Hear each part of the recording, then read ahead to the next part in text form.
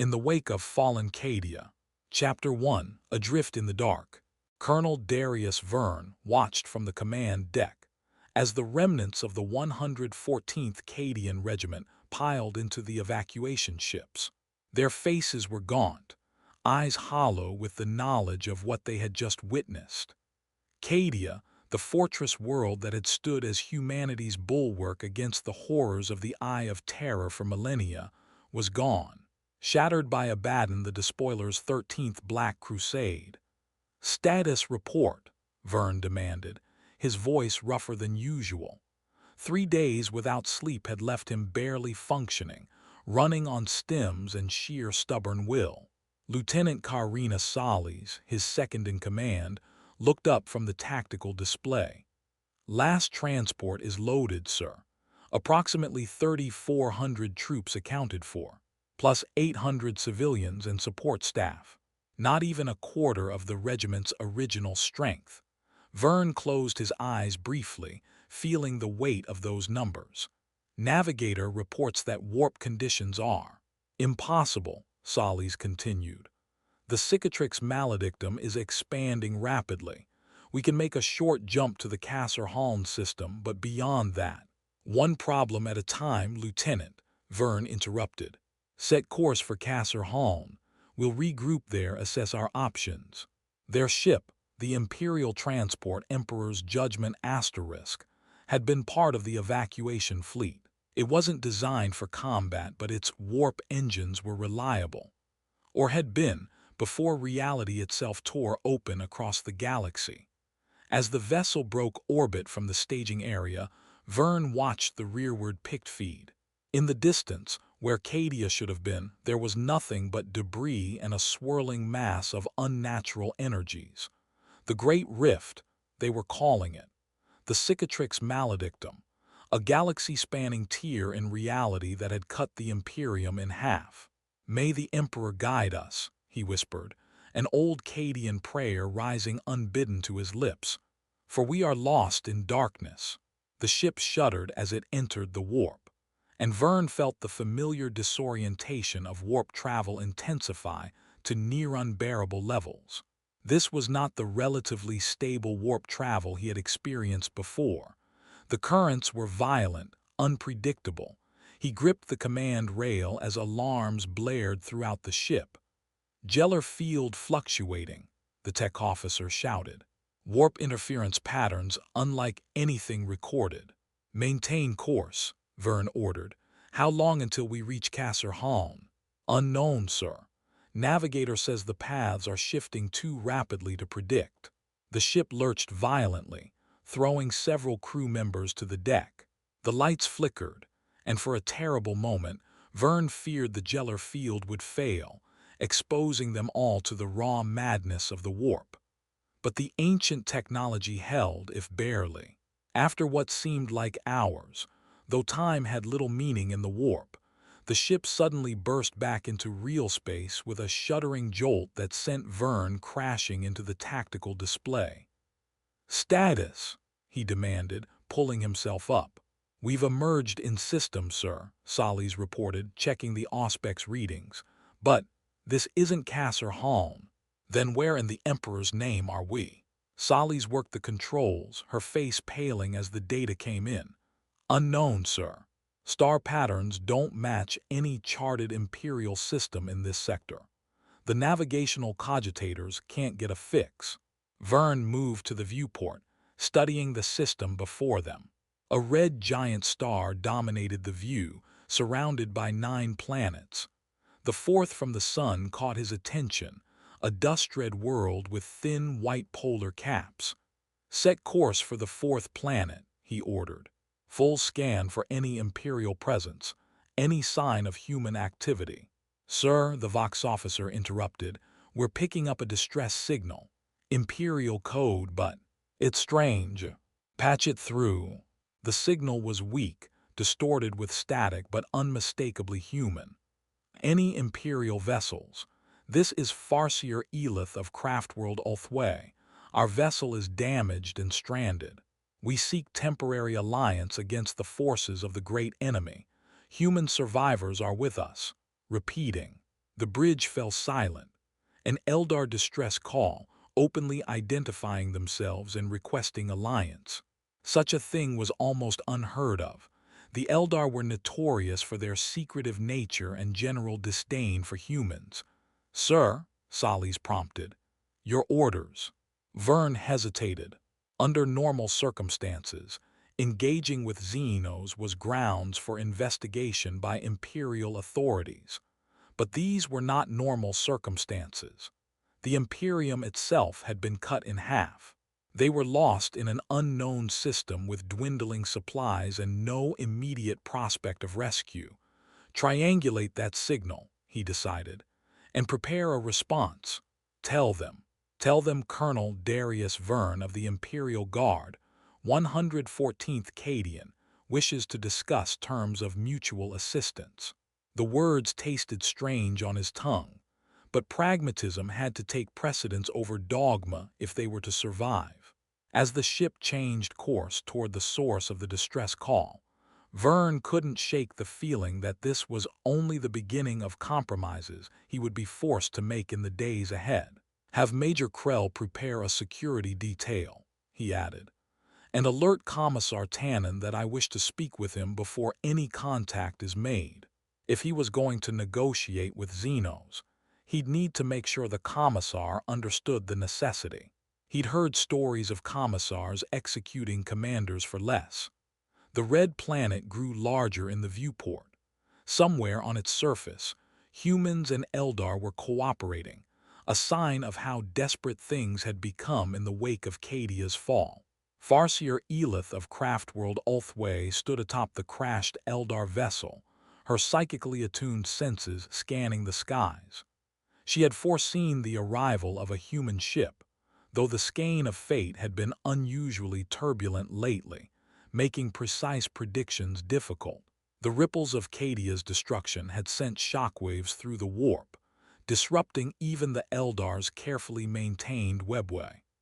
Her small vessel, carrying a diplomatic mission to a human world that had inadvertently uncovered an ancient Eldar artifact, had been caught in one such disruption and violently ejected into real space.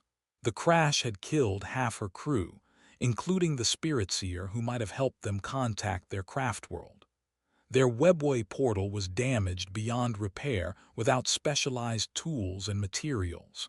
They were stranded on this desolate world, along with the humans from the Imperial survey vessel that had suffered a similar fate 2 weeks earlier. "The humans approach," said Wraithlord Kahenian, his towering form casting a long shadow in the setting sun. The ancient warrior construct housed the spirit of a long-dead Eldar hero, awakened to protect the survivors. "They are cautious, but not openly hostile." "As expected," Elith replied, her melodic voice carrying easily despite the thin atmosphere. "They need us as much as we need them, though their pride may prevent them from admitting it." "Can they be trusted?" the Wraithlord asked, his tone suggesting he already knew the answer. Elith's gaze drifted to the makeshift camp where the human survivors, a small Imperial survey team and their security detail, had established themselves alongside the Eldar crew. 2 weeks of shared hardship had created an uneasy alliance, but old prejudices died hard. "Trust is irrelevant," she said finally. "Necessity will bind us for now. The threads of fate intertwine around this world in ways I cannot fully discern.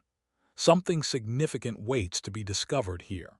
The Wraithlord made a sound that might have been skepticism. "And these humans are part of this design." "All things are part of the pattern, old friend," Elith replied. "Even the Monkeith have their place in what is to come." In the red glow of the setting sun, she saw the distant flare of retro-rockets as a human shuttle descended toward their position.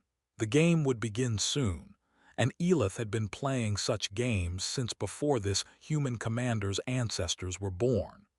She adjusted her witchblade and ghost helm, ensuring she presented the proper image of Eldar authority. First impressions were crucial, especially with humans, who were so easily swayed by appearances. "Come," she said to the Wraith Lord. "Let us greet our new allies before they succumb to their natural suspicions." Chapter 2.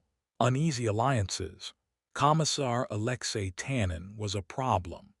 Vern had expected resistance to his decision to parley with the Eldar, but the political officer's vehement opposition threatened to undermine his authority. "This is heresy, Colonel," Tanin insisted, his face flushed with righteous indignation. "Cooperation with Xenos is explicitly forbidden by Imperial doctrine. As your commissar, I cannot allow it." They stood in Vern's makeshift quarters aboard the shuttle, minutes before they were due to land near the Eldar crash site.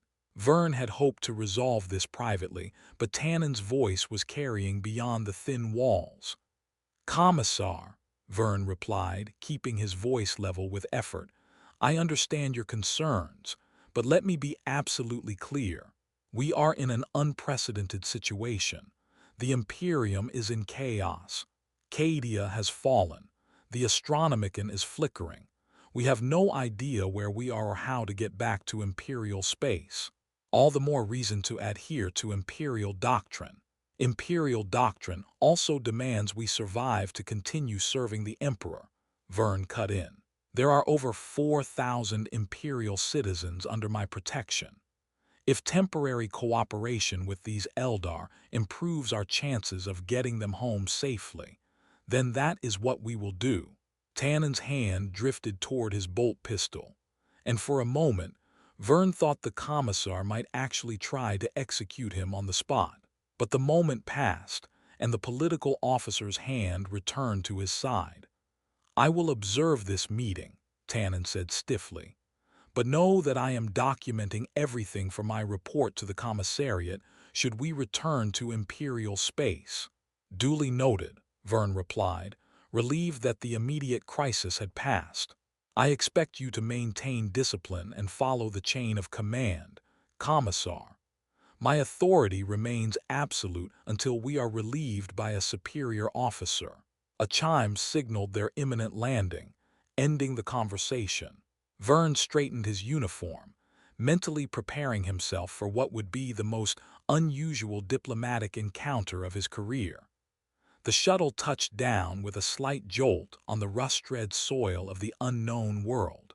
Through the viewport, Vern could see the sleek, damaged form of the Eldar vessel.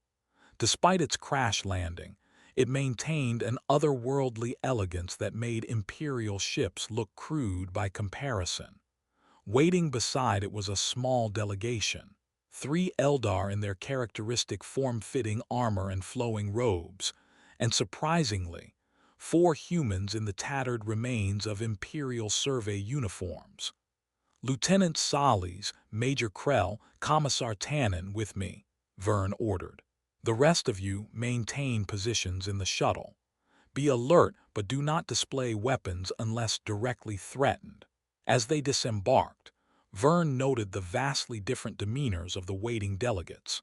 The Eldar stood perfectly still, their alien grace evident even in immobility. The humans, by contrast, shifted nervously, their expressions a mixture of relief and apprehension at seeing fellow Imperials. One of the Eldar stepped forward, taller than the others, wearing an ornate helm that concealed her features. She removed the helm, revealing a face of inhuman beauty and eyes that contained a wisdom that spoke of centuries of experience. "Colonel Darius Vern," she said, her high Gothic flawless but accented with a musical quality that no human could replicate. "I am Farseer Elith of Craftworld Ulthwé. Your arrival was foreseen, though the circumstances remain fluid." Behind him, Vern heard Tanin mutter something about witch Xenos but chose to ignore it. "Farseer," he acknowledged with a formal nod. "Your distress call mentioned human survivors." One of the humans stepped forward, an older man with the insignia of an Imperial Magos, Geologas on his tattered uniform. "Magos Demetrius Cade, Colonel, commanding the survey vessel Emperor's Inquiry *. We were mapping this system when the event occurred. Some kind of massive warp disturbance threw us off course and damaged our engines beyond repair. The Eldar vessel arrived 3 days later, suffering similar misfortune. Vern nodded. The fall of Cadia has created a galaxy-spanning warp rift. We were attempting to reach Kasser Halm when our navigator lost all reference points. We're lucky to have found this system at all. Luck had little to do with it, the Farseer commented. The skein of fate draws us all here for a purpose. This world holds secrets that may be vital in the coming darkness. Commissar Tannen stepped forward, unable to contain himself any longer. What secrets could possibly justify cooperation with Xenos, Magos Cade? Have you forgotten your oaths to the Emperor? The Magos straightened, offended by the implication. I have not, Commissar. But when faced with certain death alone on an unknown world, pragmatism must sometimes override dogma. The Eldar saved 3 of my team from predators that roam the northern valleys. We would not have survived without their assistance. And what is the nature of these secrets? Vern asked, redirecting the conversation before Tannen could escalate further. The Farseer and Magos exchanged glances, a familiarity in their interaction that suggested 2 weeks of close cooperation had built at least some measure of trust. Perhaps it would be better to show you, the Magos said. It's approximately 2 kilometers from here, in a canyon that appears to have once been a riverbed. Vern considered this. He was curious, but caution demanded he not leave the majority of his forces uninformed. First, I need a full assessment of your situation. Supplies, equipment, personnel. Then we can discuss these discoveries and determine our next steps. A reasonable approach, the Farseer agreed, though Vern detected a note of impatience in her tone. But I suggest we do not delay unnecessarily. The warp disturbances continue to grow, and this planet's location places it at risk. At risk from what? Lieutenant Solis asked, speaking for the first time. The Farseer's expression turned grave. The forces that destroyed Cadia are not content with that victory, Lieutenant.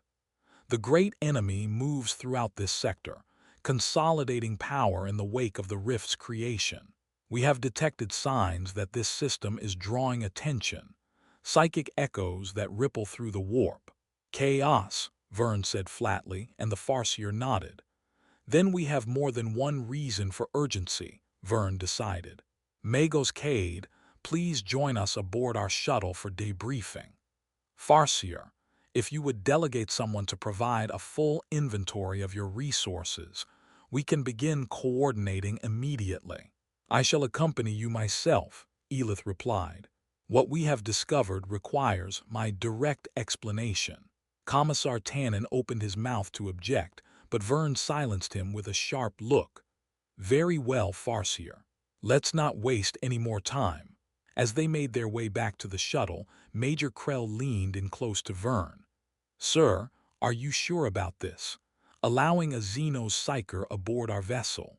No, Major, I'm not sure about any of this, Vern admitted quietly. But right now, we need information more than we need to adhere to protocol. Keep your weapons ready but holstered, and keep Tannen away from her. I don't need a diplomatic incident on top of everything else. The Major nodded grimly, falling back to walk beside the Commissar as they boarded the shuttle. Vern could feel the tension radiating from his men, their ingrained distrust of aliens warring with the practical necessity of their situation. As the shuttle door closed behind them, Vern couldn't help but wonder if this unlikely alliance was the beginning of their salvation, or just another step toward disaster in a galaxy gone mad. The hololithic display in the shuttle's briefing room depicted a structure unlike anything Vern had seen in his years of service to the Imperium. Ancient, clearly artificial, but neither Imperial nor Eldar in design. We discovered it 6 days ago, Magos Cade explained, manipulating the controls to zoom in on specific features. The architecture defies easy classification. Elements suggest Necron influence, but there are components that don't match any known Xenos technology in my databanks. The Farseer stood at the edge of the hololithic projection, her alien eyes studying Vern's reaction more than the display itself. "It predates both our civilizations," she said. "A relic from what your scholars might call the war in heaven, but its purpose is clear enough. It was designed as a weapon." "Against what?" Vern asked. "Against the warp itself," the Farseer replied. "This device, if reactivated, could stabilize the local reality matrix, creating a bubble of calm in the storm that now engulfs this sector." Vern exchanged glances with Lieutenant Solis, who looked skeptical. "You're suggesting it could close the rift, the Cicatrix Maledictum." "Not close," the Farseer corrected. "Nothing short of another event on the scale of Cadia's destruction could reverse what has happened. But it could create a safe harbor, a region where warp travel becomes predictable again, where astropathic communication might function reliably." Magos Cade nodded enthusiastically. "The technical principles are fascinating, Colonel. It appears to generate a field that reinforces the boundary between real space and the immaterium, similar in concept to a Geller field, but vastly more powerful and operating on a planetary scale." "And you believe this can be reactivated?" "After how many thousands of years?" Solis asked. "Millions," the Magos corrected. "But yes, the power core appears to be a form of perpetual energy matrix, requiring only the correct activation sequence, which we have partially deciphered," the Farseer added. "But the mechanism requires components we do not possess.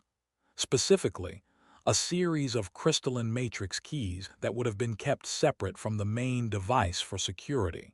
Vern was beginning to see why the Eldar had been so quick to propose an alliance. "And you believe these keys are somewhere on this planet?" "Yes," Elith confirmed. "Our preliminary scans detected energy signatures consistent with the technology at 3 distant locations, but recovering them will be challenging. This world's ecology is hostile, and there are indications of more recent occupation at one of the sites." "More recent than millions of years ago?" Vern asked dryly. "Indeed," the Farseer replied, apparently missing or ignoring his sarcasm. "Within the last century by your calendar, and not of human or Eldar origin." Commissar Tannen, who had been silently fuming throughout the presentation, finally spoke up. "This is absurd. You expect us to divert our resources to chase Xenos fairy tales when we should be focusing on returning to Imperial space." The Farseer turned to him, her expression serene but her eyes cold. "Your return to Imperial space is impossible without this technology, Commissar. The warp storms created by Cadia's fall have rendered conventional navigation suicidal. Even if you could plot a course, your ship's Geller field would fail under the current immaterium conditions." "She's right," Lieutenant Solis interjected, earning a glare from Tannen. "Our navigator said as much. We were lucky to make it this far in one jump. Another attempt without better conditions would be inadvisable." Vern studied the hololithic display, weighing his options. If the Farseer was telling the truth, this ancient technology represented their best hope of establishing contact with the Imperium. If she was lying, they were no worse off than before, stranded on an unknown world with dwindling supplies. "We'll need to verify this information independently," he said finally.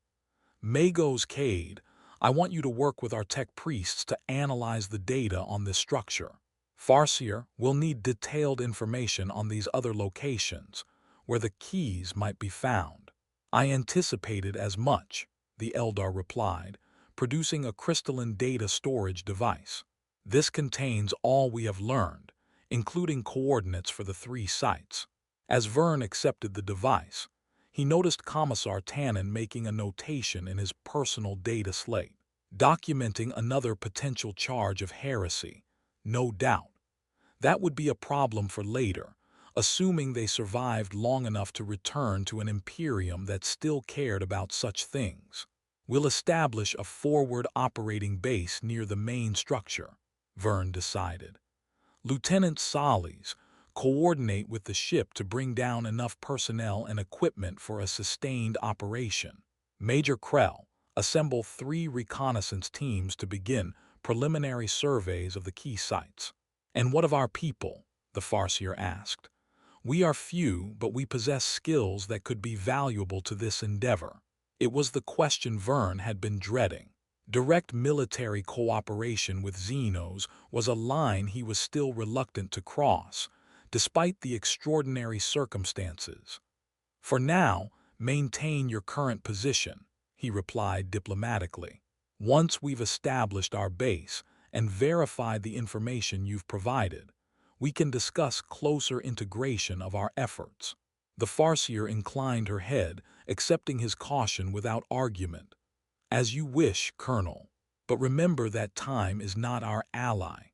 I have sensed psychic disturbances growing stronger each day. Whatever forces are being drawn to this world, they will not delay their arrival to accommodate your protocols. Noted, Vern said. We'll reconvene tomorrow at the main structure site. Until then, Magos Cade, you're welcome to return with us to the Emperor's Judgment to coordinate with our technical teams. As the meeting broke up, Vern caught Lieutenant Solis giving him a concerned look. She approached once the others had moved away. Sir, if I may speak freely, she asked quietly. Go ahead, Lieutenant. The men are going to have questions about working with the Eldar, and Commissar Tannen isn't going to make this easier. Vern sighed, feeling every hour of the sleep he'd missed since Cadia fell. I know. Tell the men that I take full responsibility for this decision. Our priority is survival and returning to Imperial space with as many of our people as possible. If that means temporary cooperation with Xenos, then so be it. And Tannen, keep him busy. Give him some administrative task that keeps him out of the field operations. If he objects, remind him that proper documentation of our actions will be crucial for the inquiry that will inevitably follow our return. Solis nodded, a hint of a smile crossing her face. Very good, sir. I'll see to it immediately.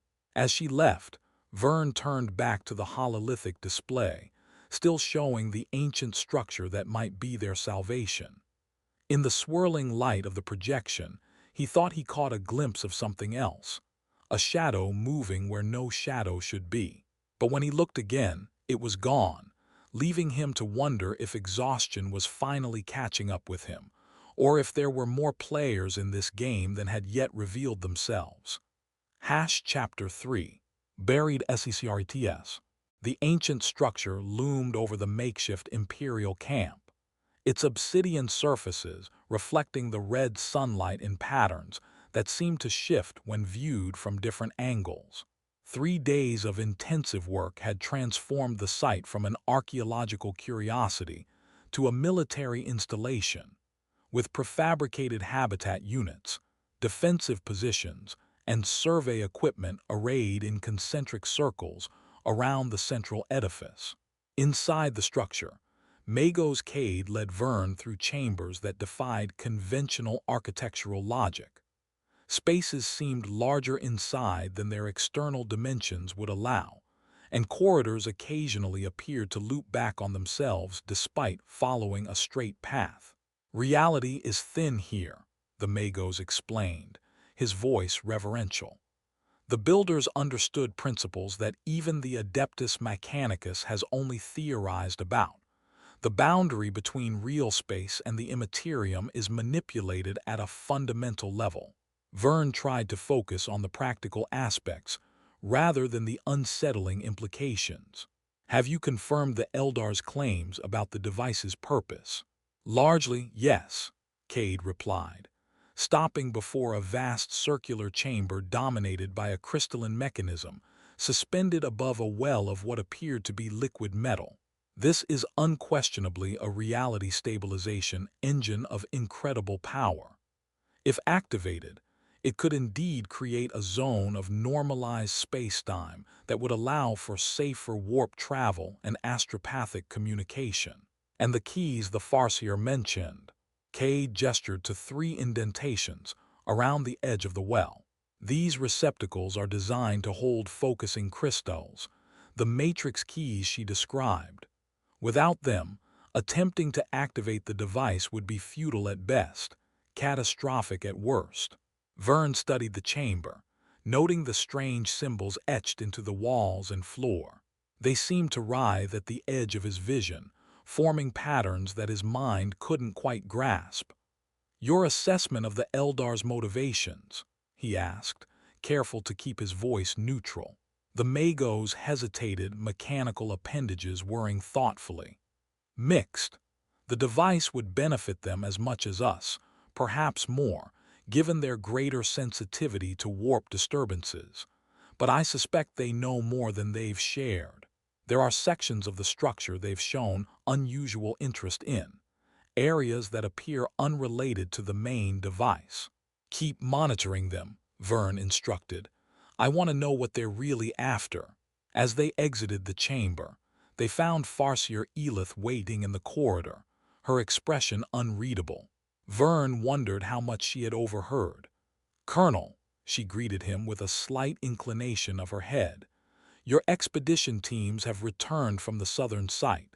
Vern tried not to show his surprise at this information. He hadn't been notified yet. "Thank you for the update, Farseer. I'll debrief them immediately." "They encountered difficulties," she continued. "One of your vehicles was damaged and 3 soldiers injured."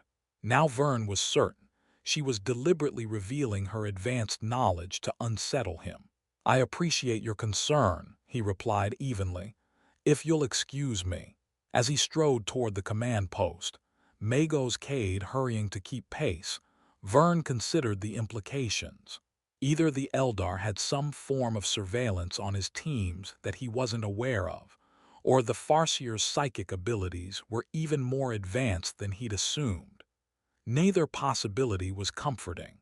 "Necrons, sir," Lieutenant Harkov reported, his face still pale from the encounter. "A small force, but they appeared out of nowhere.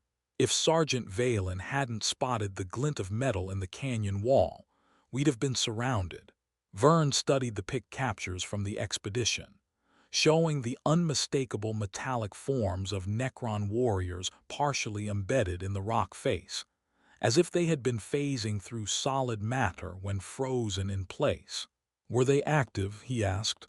"Attacking?" "No, sir, they were dormant, I guess you'd say, like statues, but there was a sense that they could wake at any moment. We didn't stick around to find out, especially after the scanner picked up similar readings throughout the canyon that aligned with the Farseer's claim about recent occupation at one of the sites. If an entire Necron tomb complex was beginning to awaken in response to the warp disturbances, their mission had just become significantly more complicated. And the energy signature, the potential key location. Harkov nodded, pulling up a different set of readings on the data slate. "Confirmed, sir. Approximately 2 kilometers into the canyon, housed in what appears to be a smaller structure of similar design to this one. But given the Necron presence, we can't risk a direct approach," Vern finished for him. "Not without better intelligence and more firepower. The Eldar might have suggestions," Mago's Cade offered tentatively. "Their weapons technology is particularly effective against Necron reanimation protocols." Vern knew he was right, but the thought of becoming further indebted to the Xenos was uncomfortable. Still, pragmatism had to prevail. 4 injured men and a damaged Salamander scout vehicle was already too high a price for a reconnaissance mission. "Send the data to the Farseer," he decided. "Request her assessment, but make it clear we're not asking for direct intervention yet." As Harkov left to carry out his orders, Vern turned his attention to the reports from the other 2 expedition teams. The northern site had yielded promising readings, but was located in an area of extreme geological instability. Active volcanic vents and frequent tremors would make recovery challenging. The eastern site was still being surveyed, with no major obstacles reported yet. "We should prioritize the eastern location," he told his assembled officers. "Lieutenant Solis, prepare a full recovery team. If the readings are confirmed, I want that key secured within 48 hours." "Yes, sir," Solis acknowledged. "What about the Necron-infested site? We'll need a specialized approach for that one," Vern replied. "Major Krell, work with the Magos to develop options that minimize direct engagement. If we can extract the key without waking the tomb, that would be ideal." As the meeting dispersed, Commissar Tannen approached, his expression thunderous. "A word, Colonel." Vern had been expecting this confrontation. He led the Commissar to a relatively private corner of the command post. "What is it, Commissar?" "You're integrating Xeno's intelligence directly into our tactical planning," Tannen accused without preamble.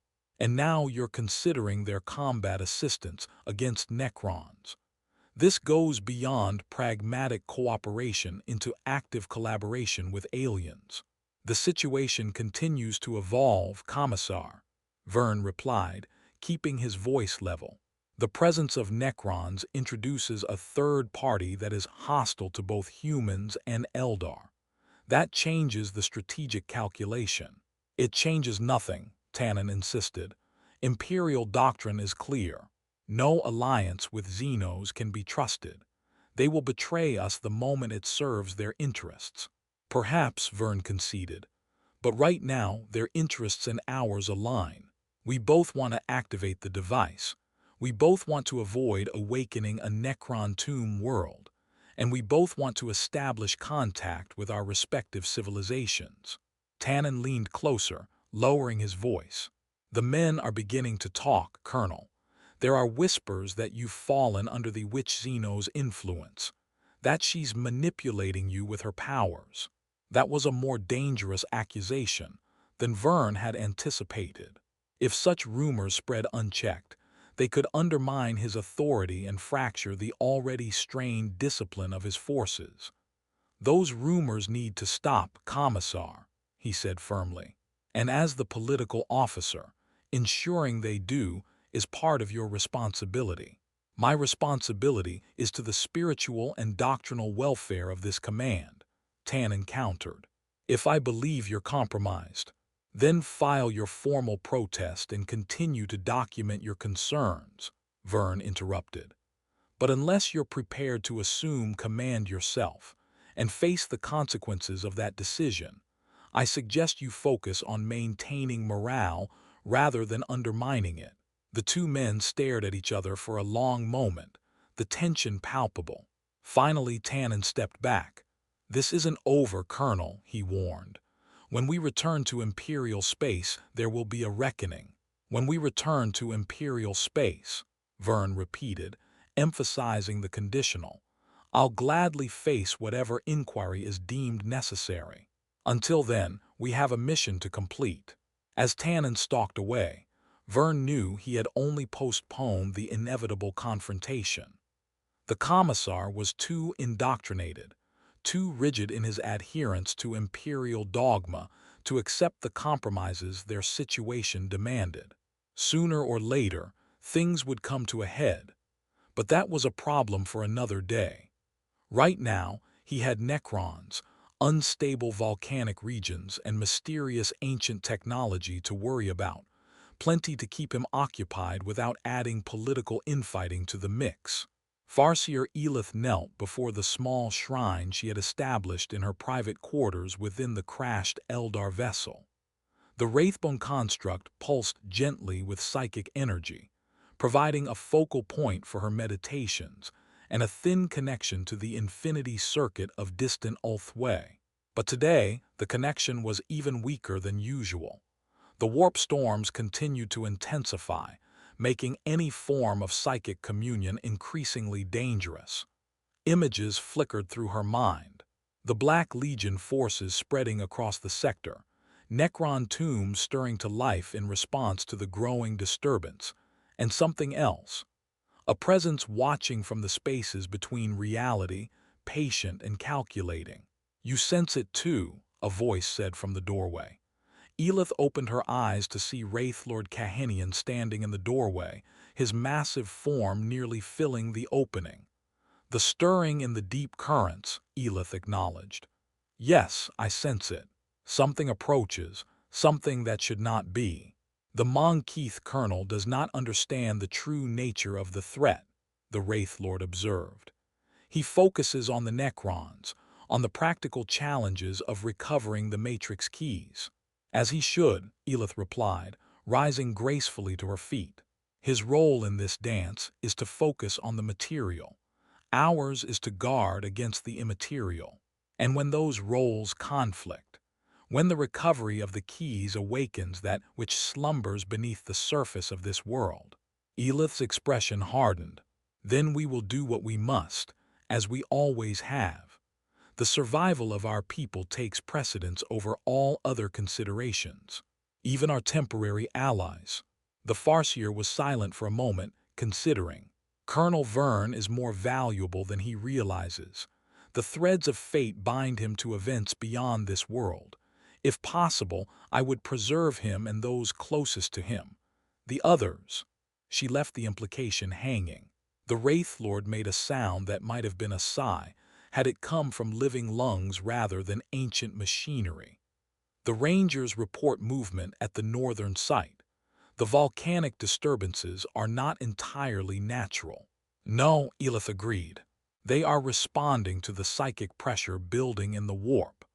This world is a nexus point, a place where the veil has been thinned since the war in heaven. It is why the ancients built the stabilization engine here in the first place, and why others now seek to control it," Kahenian added. The Farseer moved to a crystalline display that showed the planet's surface, focusing on the northern volcanic region.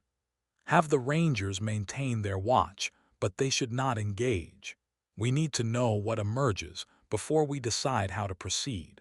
As the Wraithlord departed to relay her orders, Elith returned her attention to the shrine. The Wraithbone pulsed more urgently now, as if responding to her growing concerns. "Guide us through the darkness," she whispered in the ancient tongue of her people, "for the paths grow treacherous and our steps uncertain." The shrine offered no immediate response, but Elith hadn't expected one. In these troubled times, even the ancient souls of her ancestors seemed hesitant to commit to a specific course of action. She would need to rely on her own judgment, and hope that the human colonel proved as adaptable as she suspected he might be. Their survival might depend on it. Chapter 4, Fault Lines.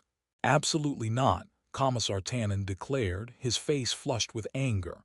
"I forbid it." Vern maintained his calm, though it took considerable effort. "Commissar, your objection is noted. However, the decision has been made. The Eldar Rangers are uniquely qualified for this mission, and they've agreed to operate under Major Krell's direct command." They stood in Vern's command tent, the hololithic display between them showing the eastern site where one of the Matrix keys had been located. Lieutenant Solis and Major Krell watched the confrontation with carefully neutral expressions, though Vern could sense their unease. "This goes beyond cooperation into active military alliance with Xenos," Tannen insisted. "It violates every principle of Imperial doctrine. As Commissar, I have the authority to countermand orders that contradict the Tactica Imperialis in matters of Xenos compatibility." "Under normal circumstances, yes," Vern agreed.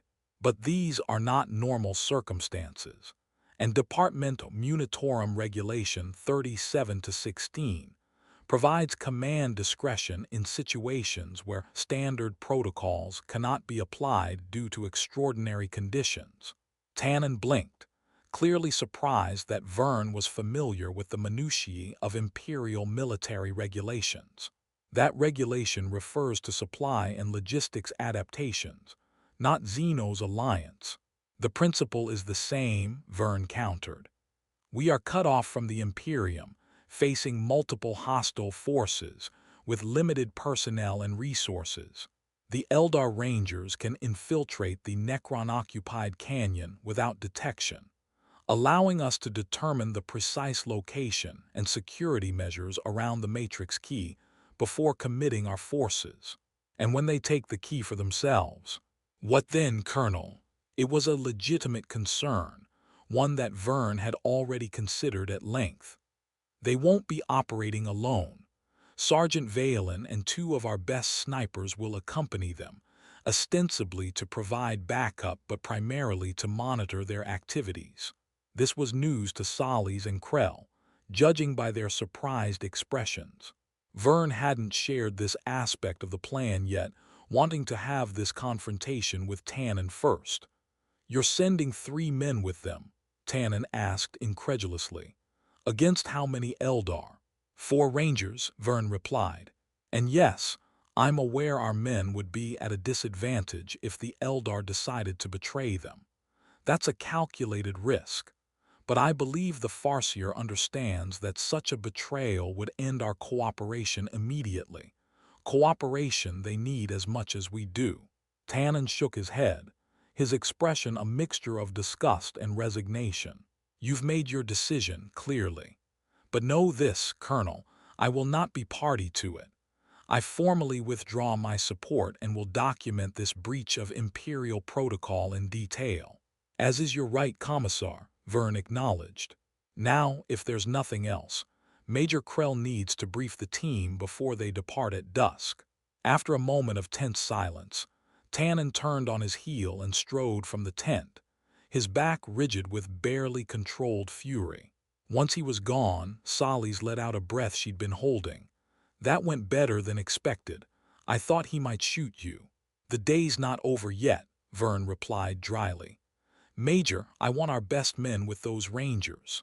Make it clear that they're to observe and report everything, no matter how insignificant it might seem." "Yes, sir," Krell nodded. "Valen's a good choice. Level-headed, experienced with recon operations. If anyone can work with the Zen, with the Eldar without compromising security, it's him."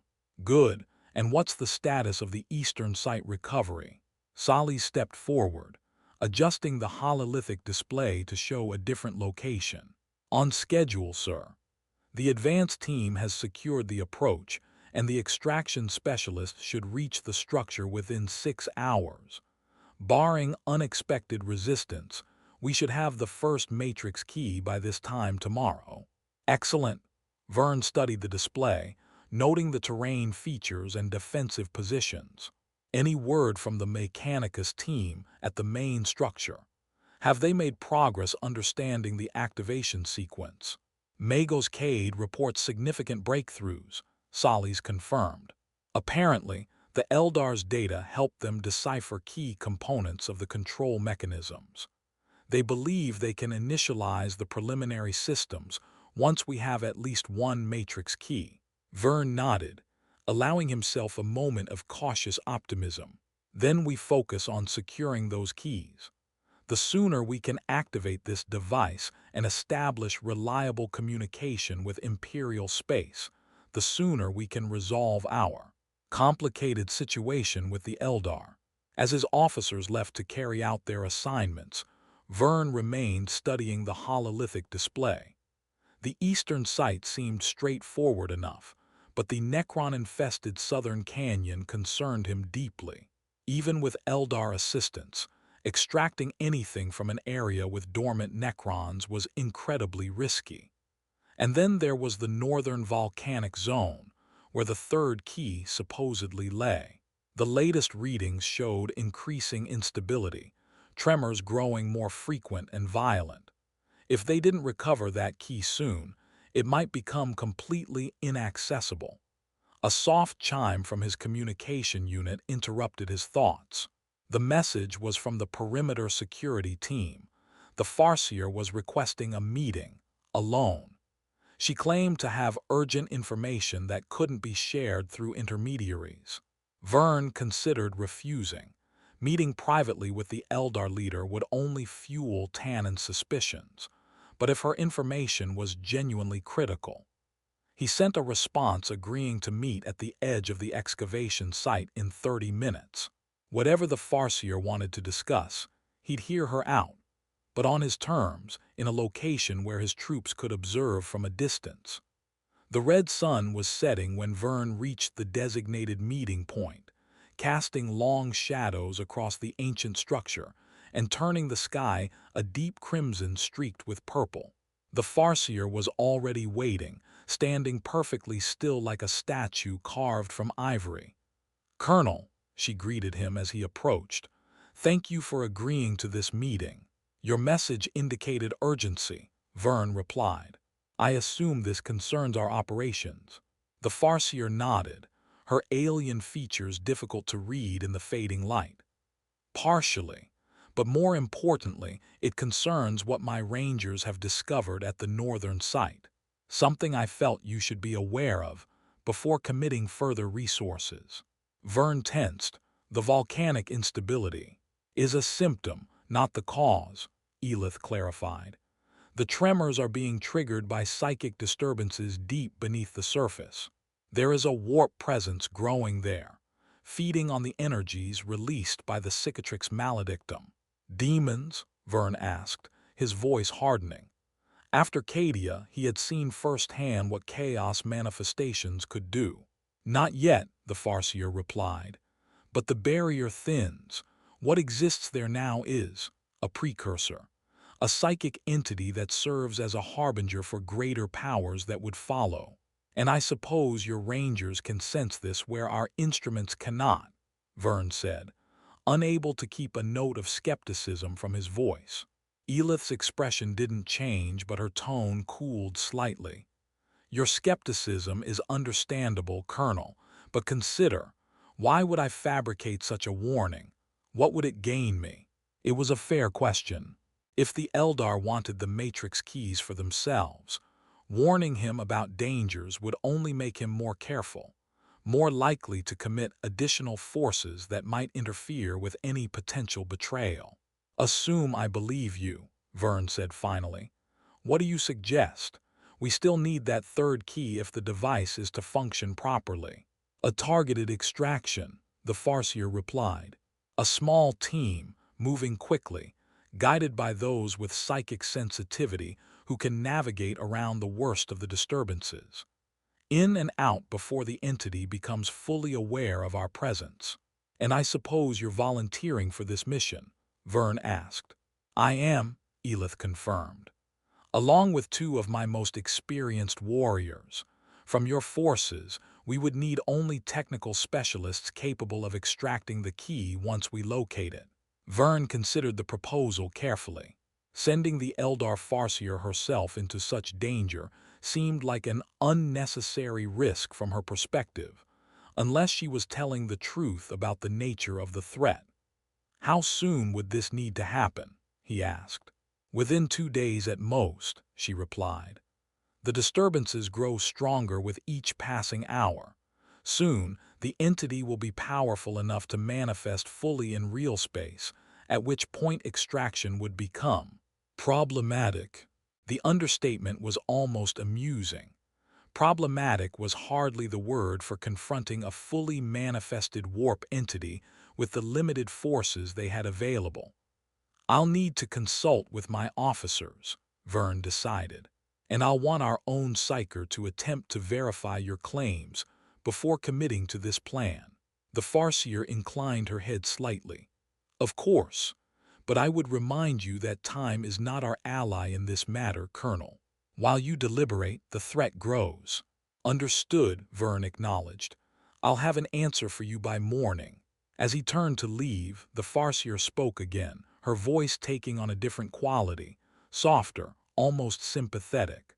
"Your commissar plans to move against you, Colonel, before the next sun sets." Vern froze, then slowly turned back to face her. "Excuse me. He believes you have been compromised, influenced by Xeno's manipulation. He has been gathering support among some of your more doctrinally rigid officers. They plan to relieve you of command, citing mental instability and heretical collaboration. The accusation wasn't entirely surprising, given Tannen's increasingly hostile behavior. But hearing it confirmed so directly was still a shock. "And you know this how?" Vern demanded.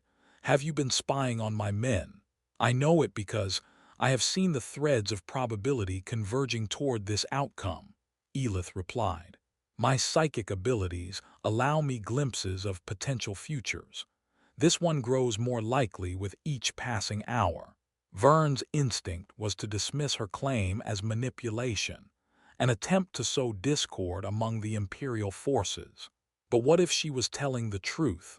Tannen had made no secret of his opposition, and if he genuinely believed Vern had been compromised, his duty as a commissar would compel him to act. "Why tell me this?" Vern asked finally. "What do you gain?" "Stability," the Farseer answered simply. "Your replacement would be less pragmatic, less willing to maintain our alliance. This would endanger the mission which neither of us can afford." It was a coldly logical explanation, which made it more credible than any altruistic claim would have been. The Eldar needed their cooperation to continue, and Tannen would certainly end it the moment he took command. "I'll consider your warning," Vern said noncommittally, "and your proposal regarding the northern extraction. You'll have my response on both matters tomorrow." The Farseer bowed slightly, a gesture that seemed calculated to appear respectful without being subservient. "Until tomorrow, then, Colonel. May your deliberations be swift and your judgment sound." As Vern walked back toward the Imperial camp, the dying light of the red sun at his back, he felt the weight of command pressing down on him more heavily than ever. Potential betrayal from within his own ranks, demonic manifestations, Necron tombs stirring to life.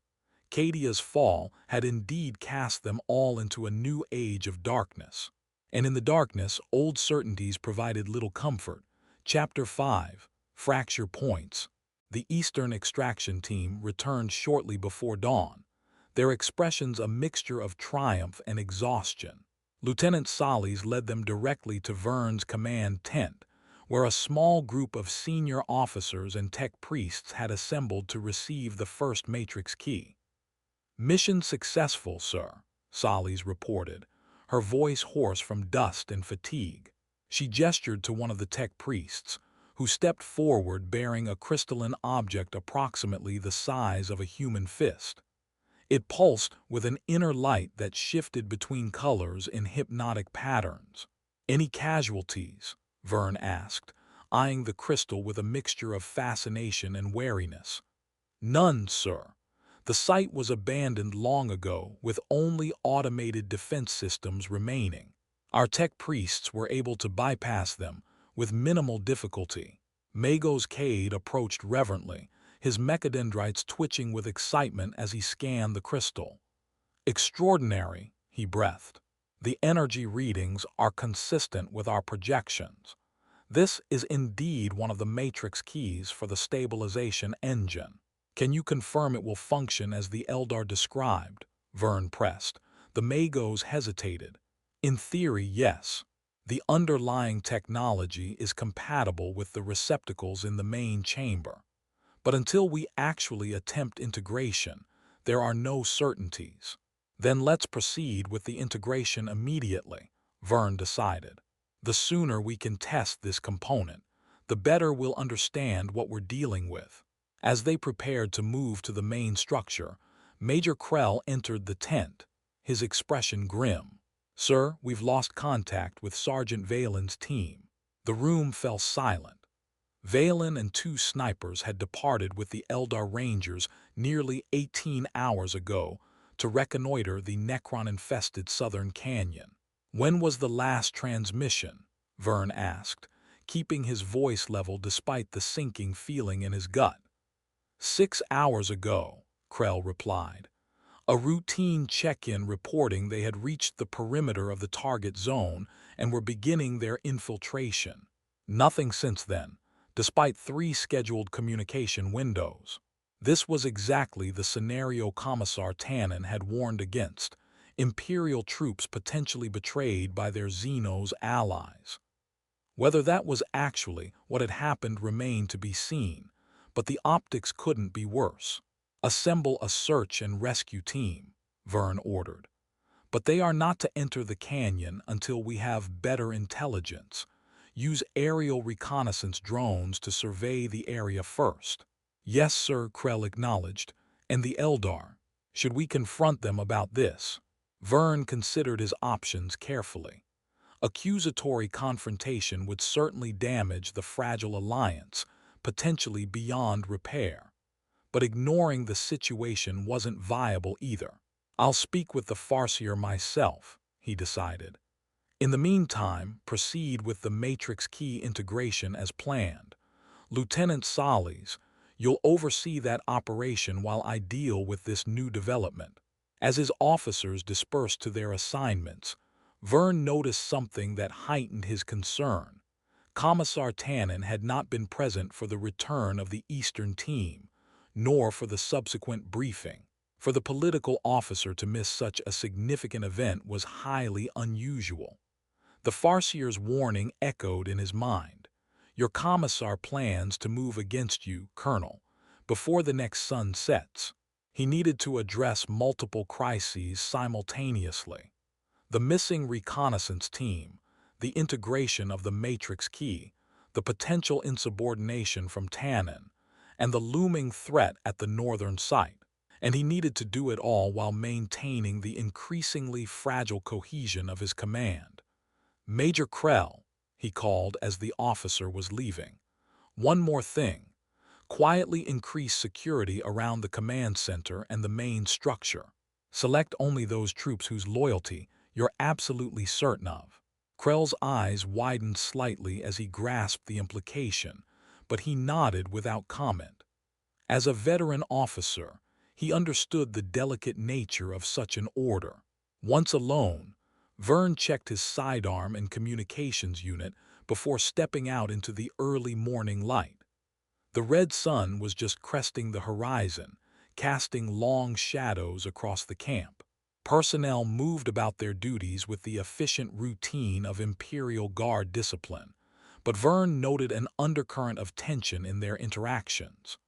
Word of the missing reconnaissance team would spread quickly, and with it, suspicion of their Eldar allies. He needed to get ahead of the situation before it spiraled out of control. The Eldar encampment was smaller than the Imperial one, but its elegant efficiency made it seem less like a temporary military installation and more like a deliberately designed settlement. Curved structures of some lightweight material that resembled hardened fabric housed the survivors of the crashed vessel, while sleek defensive positions were integrated so naturally into the landscape that they were nearly invisible until one was almost upon them. Vern was escorted directly to the Farseer's quarters by silent Eldar guardians whose graceful movements belied their deadly combat capabilities. He noted that security seemed heightened, with more warriors visible than during his previous visits. The Farseer was waiting for him in a sparse chamber dominated by a circular table displaying a three-dimensional map of the planet's surface. She looked up as he entered, her expression revealing nothing. "Colonel," she greeted him, "I was expecting your visit, though perhaps not quite so early." "You know why I'm here, then," Vern stated rather than asked. "Your reconnaissance team," Elith confirmed. "They have not returned, nor made contact with your forces. And your rangers, have they reported back?" The Farseer's expression tightened almost imperceptibly. "No," which is concerning. Not the response Vern had anticipated. If the Eldar had betrayed his men, he would have expected denials, deflection, or some attempt to shift blame. Instead, the Farseer seemed genuinely disturbed by the situation. "What happened?" he demanded. "I don't know," Elith admitted, turning back to the map display. "The last communication from our rangers indicated they had successfully infiltrated the outer perimeter of the Necron-controlled zone. They reported dormant constructs but no active opposition. Then nothing. Could the Necrons have awakened, captured or killed them? Possible but unlikely in this manner, the Farseer replied. Our Rangers are highly skilled at avoiding detection, and Necrons, once awakened, tend to be less than subtle in their activities. We would expect to see energy spikes, movement patterns, some indication of large-scale activation. Unless something else is involved, Vern suggested. You warned me about warp disturbances at the northern site. Could similar forces be at work in the south? Elith considered this, her alien eyes narrowing slightly. I had not detected such disturbances there, but the spread of the Cicatrix Maledictum's influence is unpredictable. It is possible. She manipulated the map display, zooming in on the southern canyon. There, she pointed to a specific formation deep within the canyon walls. That is where the matrix key is located, according to our scans. It is also the area where our Rangers would have been focusing their reconnaissance, and where my men would have been with them, Vern added grimly. The Farseer turned to face him directly. Colonel, I understand your suspicion. In your position, I too would question the convenient disappearance of both teams. But consider, what would we gain by eliminating 3 of your soldiers? We need your forces and your ship's resources if we are to leave this planet. Betraying you now, before the device is activated, would be illogical. It was a rational argument, one that aligned with Vern's own analysis. But emotions rarely followed logic, and the loss of his men would inflame Anti-Xeno's sentiment regardless of the actual circumstances. I'm assembling a search and rescue operation, he informed her. Drone reconnaissance first, then ground forces if necessary. A reasonable approach, the Farseer acknowledged. We would offer our assistance, but I suspect your troops would not welcome it under the circumstances. No, Vern agreed. They wouldn't. But I do need something from you. A detailed briefing on the exact route your Rangers plan to take, any recognition codes or protocols they established with Sergeant Valen, and your best assessment of what might have happened to them. Of course. The Farseer manipulated the display again, highlighting a specific path through the canyon.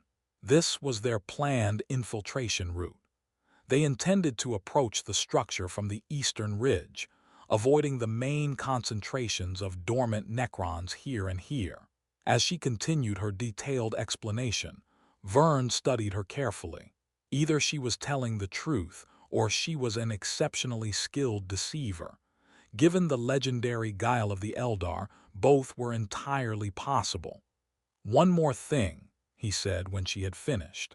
The matrix key from the eastern site has been recovered. We're proceeding with its integration into the main device. I expect your technical advisors will want to observe. Indeed, the Farseer confirmed. This is a significant step forward. If successful, it will confirm that our understanding of the device's operation is correct, and bring us one step closer to activating it fully, Vern added, which makes the recovery of the remaining keys all the more urgent. Agreed. The Farseer's expression became more somber, particularly the northern key. The disturbances continue to intensify. Have you considered my proposal for a targeted extraction? I have, Vern replied, and I'm inclined to approve it with modifications. I'll select the technical specialists myself, and they'll be accompanied by a security detail under my personal command. He expected resistance to this alteration of her plan, but the Farseer simply nodded. A reasonable precaution, given the circumstances. However, a larger group will be more difficult to shield from the entity's awareness. We must move with precision and speed. Understood. We'll be ready to depart by midday. As Vern turned to leave, the Farseer spoke once more. Colonel, the matter we discussed yesterday regarding your commissar, have you taken precautions? The direct reference to their private conversation startled him. I've taken appropriate measures, he replied neutrally. "Then I hope they are sufficient," she said, "for all our sakes." The integration of the first matrix key proceeded more smoothly than anyone had anticipated. The crystalline object slid perfectly into one of the 3 receptacles surrounding the central well, locking into place with a resonant hum that seemed to vibrate through the entire structure. "Power levels rising steadily," reported one of the tech priests monitoring the device. "Stabilization field forming within parameters." Mago's Cade moved among the control interfaces, his mechadendrites connecting directly to various access points as he communed with the ancient machine spirits. "Extraordinary," he murmured. "The system recognizes the key and is reconfiguring itself automatically. It's as if it's waking up." Lieutenant Solis, overseeing the operation, maintained a more practical focus. "How much functionality do we have with just one key?" "Limited," the Magos admitted. "The stabilization field extends approximately 10 kilometers from this location, enough to encompass our base camp, but not much beyond. With 2 keys, we could expand that to cover most of this continent. With all 3, the entire planet and its immediate orbit. And communication capabilities," she pressed.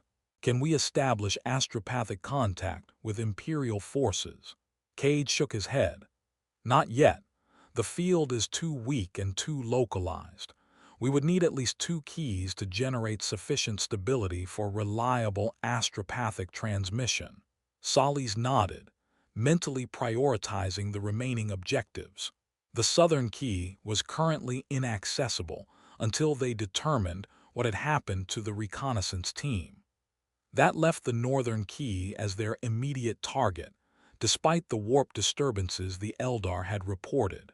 "Continue monitoring the system," she instructed the tech priests. "Document everything. I want hourly reports on any changes or developments, no matter how minor they might seem." As she exited the chamber to report back to Colonel Vern, Solis passed the Eldar technical advisors, who had been observing the integration from a respectful distance. Their expressions were unreadable, but their intense focus on the activated mechanisms was evident. One of them, a tall male with intricate patterning on his armor, met her gaze briefly. There was something in his eyes, not the typical Eldar coldness or disdain, but something that almost resembled concern. Solis hesitated, torn between her ingrained distrust of Xenos and her practical need for information. "Is there a problem?" she asked directly. The Eldar seemed surprised by her address but answered after a moment's consideration. "Not with the integration itself," he said, his Gothic precise but strangely accented. "The key functions as intended, but its activation has ripples, effects that extend beyond the physical." "Meaning what exactly?" "The stabilization field doesn't just affect real space," he explained. "It creates patterns in the warp as well, like a stone dropped in water. Those ripples can be sensed by entities sensitive to such disturbances." "You're saying we've just announced our presence to whatever is lurking at the northern site," Solis concluded, her stomach tightening with apprehension. "And potentially to other forces as well," the Eldar confirmed. "The galaxy is in turmoil since the Great Rift opened. Many eyes are watching, many hands reaching out to grasp whatever advantages they can find." It was exactly the kind of cryptic, ominous statement that reinforced every negative stereotype about the Eldar. But Solis couldn't dismiss the warning. Not when they had already lost contact with one reconnaissance team and were preparing to send another into an area of known warp activity. "I'll relay your concerns to Colonel Vern," she said finally. "Thank you for the information." The Eldar inclined his head slightly, a gesture that might have been respect or merely acknowledgement, before returning his attention to the activated device. Solis hurried through the ancient corridors, her mind racing. If activating just one key had created ripples detectable by warp entities, what would happen when they activated the second, or eventually all three? Were they inadvertently painting a target on themselves for chaos forces already swarming through the sector in the wake of Cadia's fall? These were questions beyond her military training, veering into the territory of the Inquisition or the Adeptus Astra Telepathica, but they had neither inquisitors nor sanctioned psychers available, only the strange insights of their Xenos allies and the practical judgment of Colonel Vern to guide them. As she emerged from the structure into the harsh light of the red sun, now high overhead, Solis' communit chimed urgently. The message was brief but alarming. Return to command post immediately. Security situation developing. She broke into a run, hand moving instinctively to the holster of her last pistol. Whatever was happening, the timing couldn't be worse. Chapter 6. Breaking Point. The confrontation was already underway when Solis reached the command post. Commissar Tannen stood rigidly at one side of the tactical display, flanked by 3 junior officers and a squad of 6 troopers. Opposite them, Colonel Vern faced them calmly, with Major Krell and a handful of veteran soldiers positioned strategically around the room. Lieutenant Solis. Tannen acknowledged her arrival without taking his eyes off Vern. Your timing is opportune. I am relieving Colonel Vern of command, effective immediately, on charges of xenocompatibility, heretical collaboration, and dereliction of duty. Solis assessed the situation quickly. The Commissar's supporters were armed and appeared ready to enforce his declaration, but they were outnumbered by the veterans Krell had positioned throughout the command post. On what specific grounds, Commissar? She asked carefully, moving to stand beside Vern in a clear declaration of her allegiance. The Colonel has exceeded all reasonable boundaries of necessary cooperation with Xenos, Tannen stated flatly. He has integrated them into military operations, shared classified tactical information, and now plans to personally accompany their witch leader on a mission of dubious strategic value. The northern extraction is critical to our overall objective, Vern countered evenly. And as I've explained repeatedly, the unique challenges of that site require specialized capabilities that the Eldar possess. Convenient, Tannen sneered. And the disappearance of Sergeant Valen and his men, another coincidence that justifies further Xenos involvement. We don't know what happened to Valen's team yet, Vern replied. Drone reconnaissance is ongoing. Making accusations without evidence serves no one. The tension in the room was palpable, a powder keg waiting for a spark. Solis knew that if this devolved into open conflict, the entire command structure would fracture, regardless of who prevailed. Commissar, she said, careful to maintain a respectful tone despite her disagreement with his actions. I've just come from the main structure. The first matrix key has been successfully integrated. The stabilization field is functioning exactly as predicted. Irrelevant, Tannen dismissed. Technical success doesn't justify the means. With respect, sir, it's entirely relevant, Solis insisted. Everything the Eldar told us about the device has proven accurate. Their intelligence has been reliable and valuable. Without it, we would still be trying to understand the basic principles of the technology.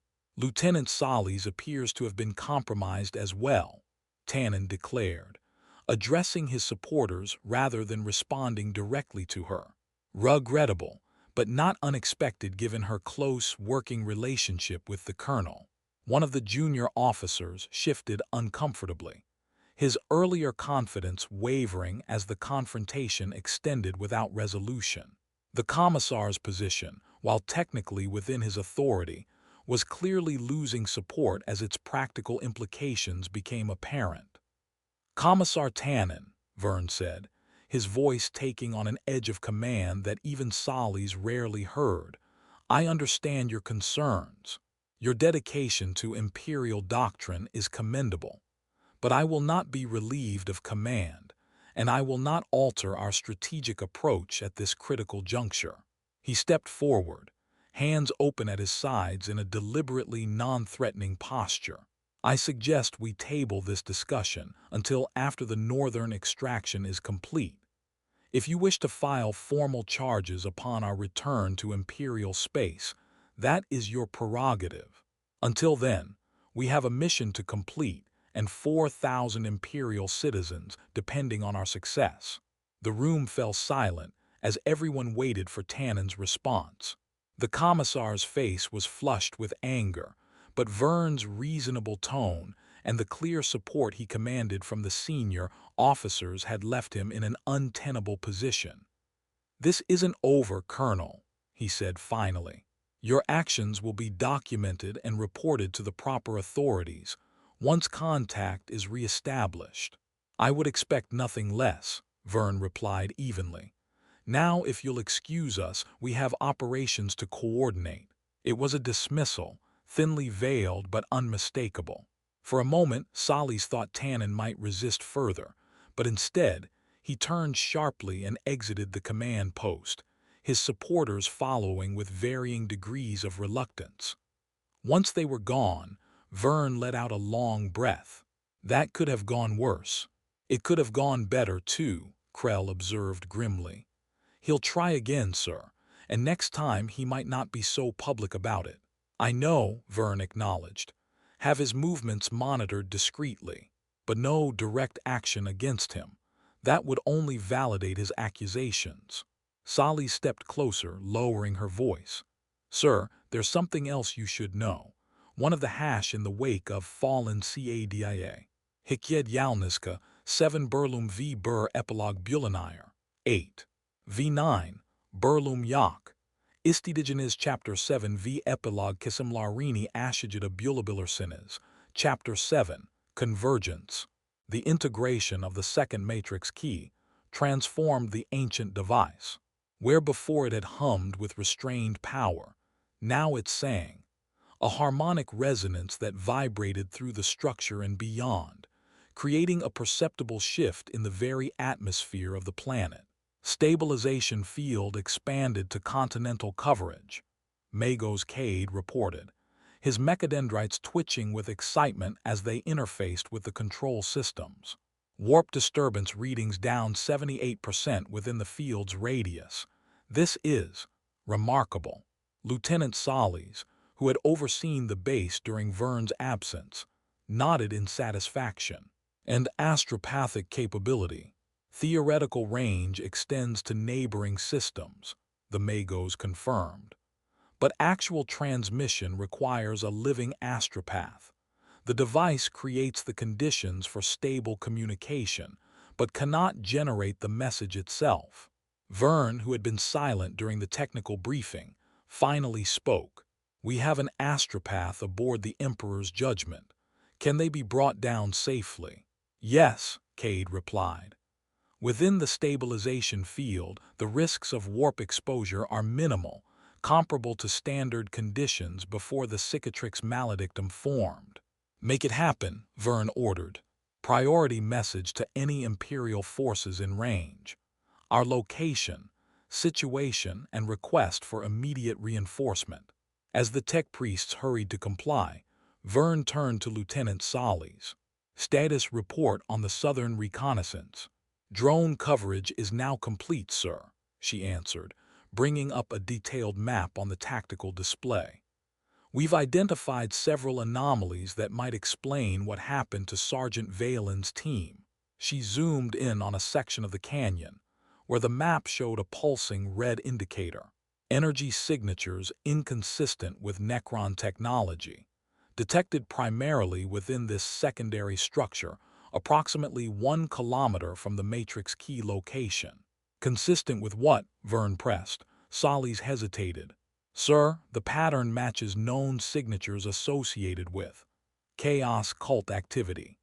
Specifically, the types of resonance created by certain rituals and summoning practices." The news was grim, but not entirely unexpected given the Farseer's warning. If Chaos forces had established a presence in the southern canyon, Retrieving the final matrix key would be exponentially more dangerous than their previous extractions. "Have you shared this with Commissar Tannen?" Vern asked. "Yes, sir. He's been coordinating the search and rescue planning as ordered. When these readings came in, Sally's paused, choosing her words carefully. He suggested immediate orbital bombardment of the entire canyon, which would destroy the matrix key along with any chaos presence," Vern noted. "Convenient, and potentially destabilize the entire region," Major Krell added, joining the conversation. "The geological surveys indicate the canyon system sits atop a major fault line. Significant bombardment could trigger tectonic activity that would endanger our base camp." Vern studied the map, considering their options. With 2 keys integrated, they had already achieved a significant victory. Stable astropathic communication would allow them to call for reinforcements and eventually coordinate their return to Imperial space. The temptation to secure their gains rather than risk everything for the 3rd key was considerable. But incomplete activation meant limited range and effectiveness. The stabilization field currently covered only a portion of the planet. With the 3rd key, it would extend to the entire system, potentially creating a safe harbor in a sector increasingly dominated by warp storms and chaos incursions. "We need more intelligence before making a decision," he decided finally. "Lieutenant, prepare a specialized reconnaissance team, veterans with experience fighting chaos forces, supported by our most reliable Auspex equipment. I want confirmation of what we're dealing with before we commit to either retrieval or bombardment." "Yes, sir," Sally's acknowledged. "And the Eldar, should they be consulted about this development?" "I'll brief the Farseer myself," Vern replied. "Her insights on chaos activity could be valuable. But I want Imperial eyes on the ground first, reporting directly to us without Xeno's interpretation." As his officers departed to carry out their assignments, Vern remained at the tactical display, studying the ominous red indicator pulsing in the southern canyon. If chaos forces had been drawn to this world by the Matrix Key's activation, then their presence was partly his responsibility, a consequence of the decisions he had made since their arrival. The burden of command had never felt heavier. The Eldar encampment was unusually active when Vern arrived. Warriors moved with purpose between structures, while technicians worked on what appeared to be defensive emplacements around the perimeter. The atmosphere was tense, reminiscent of Imperial Guard preparations for imminent combat. Farseer Elith met him in what served as her command center, a circular chamber dominated by the same type of 3-dimensional map display he had seen during his previous visit. Several other Eldar were present, including the Spirit Seer who had accompanied them to the northern site, and the Wraith Lord whose massive form stood motionless in one corner like a sentinel. "Your people seem to be preparing for something," Vern observed as the other Eldar departed at the Farseer's gesture, leaving them alone except for the silent Wraith Lord. "As should yours," Elith replied. "The activation of the 2nd Matrix Key has accelerated the timeline. Events now move more swiftly toward their conclusion." "You mean the chaos presence in the southern canyon," Vern said, watching her reaction carefully. The Farseer showed no surprise at his knowledge. "Yes.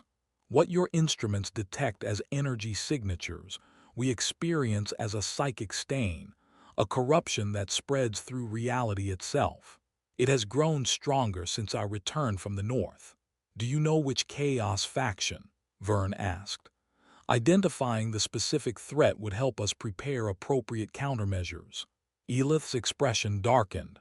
"Does it matter which particular aspect of the great enemy you face? All seek the same ultimate goal, the corruption and destruction of reality as you understand it." "It matters tactically," Vern insisted. "Different chaos factions employ different strategies, different types of demons and corrupted forces. Knowledge is our best weapon against them. The Farseer studied him for a moment, then nodded slightly, conceding the point. The psychic resonance suggests followers of Tzynch, the changer of ways. The patterns of manipulation, the subtle corruption of both material and immaterial, these are his hallmarks. Tzynch, the chaos god of change, evolution, and sorcery. Among the most insidious and subtle of the ruinous powers, known for complex schemes and manipulations rather than straightforward assaults. It was both better and worse than Vern had feared. They wouldn't face the unrelenting brutality of Khorne's followers or the revolting plagues of Nurgle, but Tzynchian cults were notoriously difficult to root out, masters of deception and infiltration. And the final Matrix key, he asked, is it still viable or has it been corrupted by their presence? It remains intact, the Farseer confirmed. The keys were designed to resist warp influence, indeed, that is their primary function. But extracting it now would mean confronting whatever forces have gathered there directly. We're sending in a reconnaissance team to assess the situation, Vern informed her. Once we have better intelligence, we'll determine whether retrieval is feasible. A waste of time and lives, Elith said dismissively. What your team will find is already clear to those with the sight to see it. The followers of Tzynch have established a foothold in this reality, a beachhead from which they intend to expand their influence across this world and beyond. And what would you suggest instead? Vern asked, keeping his tone neutral despite her dismissal of his plan. A direct assault, the Farseer replied without hesitation. Combined forces, your heavy weapons and troops providing the main thrust, while my warriors execute a precision strike to secure the key itself. The element of surprise remains our greatest advantage, but it diminishes with each passing hour. It was a bold strategy, one that would require close coordination between Imperial and Eldar forces, exactly the kind of integration that Commissar Tannen had accused him of enabling. Yet the tactical logic was sound. If Chaos forces were indeed establishing a stronghold, early intervention would be far more effective than waiting for them to consolidate their position. I'll consider your suggestion, Vern said carefully, but I need my own reconnaissance data first. Trust works both ways, Farseer. Trust, she repeated, the word seeming strange on her lips. A fragile thing, especially between our kinds. Yet here we stand, allied by necessity against a common foe. Perhaps there is a lesson in that, one both our peoples have been reluctant to learn throughout the millennia. Before Vern could respond to this philosophical turn, the map display flickered, drawing the Farseer's attention. She studied it intently, her alien features hardening into what Vern had come to recognize as an expression of concern. Your reconnaissance team departs now, she asked sharply. Within the hour, Vern confirmed.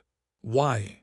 Instead of answering directly, Elith manipulated the display, zooming in on the southern canyon. The holographic representation showed subtle movement, flows of energy that Vern's tactical displays hadn't revealed. They are preparing a ritual, she explained. The patterns indicate a summoning, an attempt to bring a greater entity through from the warp. If they succeed, your reconnaissance team will face something far beyond their capacity to handle. How long until this summoning is complete? Hours, perhaps less, the Farseer replied.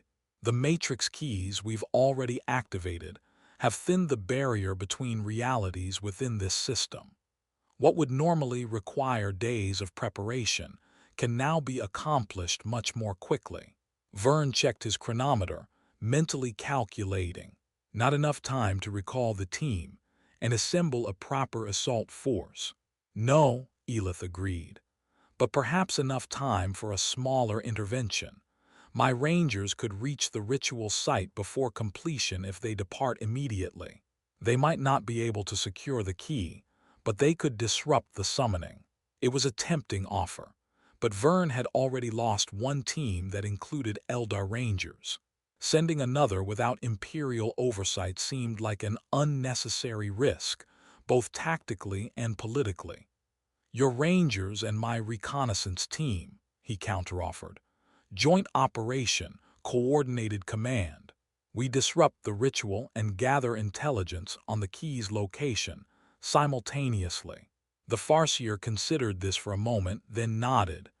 "Acceptable, but we must move quickly. I will have my Rangers ready to depart within 15 minutes. As Vern left to make the necessary adjustments to his own team's orders, he couldn't shake the feeling that events were accelerating beyond his control, that they were being drawn into a confrontation that had been orchestrated from the beginning. But by whom? The Chaos Forces, the Eldar, or something else entirely, playing all sides against each other for its own inscrutable purposes?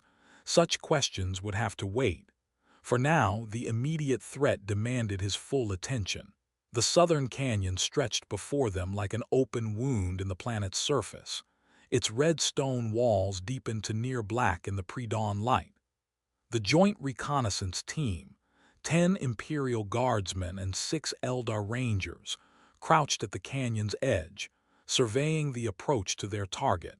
Captain Riker, a veteran of 3 campaigns against Chaos insurgencies, led the Imperial contingent. He studied the canyon through magnoculars, his scarred face revealing nothing of his thoughts. "Movement at the secondary structure," he reported quietly. "Humanoid figures, at least 20 visible. Some appear to be wearing robes, others modified guard uniforms." Vern, who had insisted on accompanying the mission despite his officer's objections, accepted the magnoculars and observed for himself. The figures moved with purpose around what appeared to be a central altar, their activities obscured by distance and the canyon's shadows. "Traitor guardsmen," he identified grimly, "likely from the units lost during the fall of Cadia, corrupted during their flight through the warp." Beside him, the Eldar Ranger leader, a female named Elian, whose lithe form seemed to blend with the shadows even when she stood in plain sight, made a soft sound of agreement. "They are led by a sorcerer," she added. "There, by the altar, the one with the staff that glows with unnatural light." Vern adjusted the magnoculars, focusing on the figure she indicated. Unlike the others, this one wore ornate armor decorated with arcane symbols that hurt the eye to look upon directly. In one hand, he held a staff topped with a crystal similar to the Matrix keys, but corrupted, its inner light a sickly, pulsating purple rather than the clear energy of the keys they had recovered. "That's not a Matrix key he's holding," Vern observed, "but it's similar technology." "A corruption of it," Elian confirmed. "They seek to subvert the stabilization engine's purpose, to create a passage rather than a barrier." Captain Riker shifted uncomfortably. "Sir, with respect, we should call in an artillery strike now. If they're performing a summoning ritual—" "No," Vern interrupted. "We still don't know the location of the third Matrix key, and bombardment might destroy it. Our mission is disruption and intelligence gathering." He turned to Elian. "Your Rangers take the eastern approach, eliminate the sentries silently. Captain Riker, your team will create a diversion at the western entrance when I give the signal. I'll lead the central team directly toward the altar to disrupt whatever ritual they're performing." Both commanders nodded, though Riker's expression betrayed his reservations about the plan. The teams separated, moving with practiced stealth to their designated positions around the canyon's rim. Vern's squad consisted of himself and 3 guardsmen selected for their marksmanship and experience. They descended into the canyon using a narrow game trail, their progress slow but silent in the growing light of dawn. As they drew closer to the ritual site, the air grew noticeably thicker, carrying a metallic taste that coated the tongue and left an acrid aftertaste. One of the guardsmen made the sign of the Aquila reflexively, his face pale beneath his camouflage paint. Through a narrow gap in the canyon wall, Vern could now see the ritual in progress. The cultists, a mixture of corrupted guardsmen and robed civilians, moved in precise patterns around the altar, chanting in a language that made his ears ache. Upon the altar itself lay an object that pulsed with familiar energy, the third matrix key. The sorcerer stood with his back to them, arms raised as he directed the ritual. The staff in his right hand glowed brighter with each passing moment, its corrupt light casting twisted shadows across the canyon walls. Vern keyed his microbead. All teams in position. Eastern team ready, came Elian's whispered response. Western team ready, Riker confirmed. Execute on my mark, Vern ordered. 3-2-1 mark. The Eastern team moved first, silent and lethal.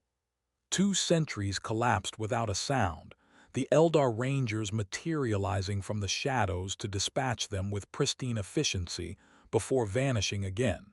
Then the Western team opened fire, their las weapons sending bright red beams cutting through the early morning gloom.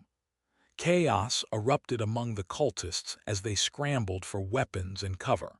The sorcerer spun toward the attack, his corrupted staff flaring with baleful energy as he shouted commands in both Gothic and the dark tongue of his masters.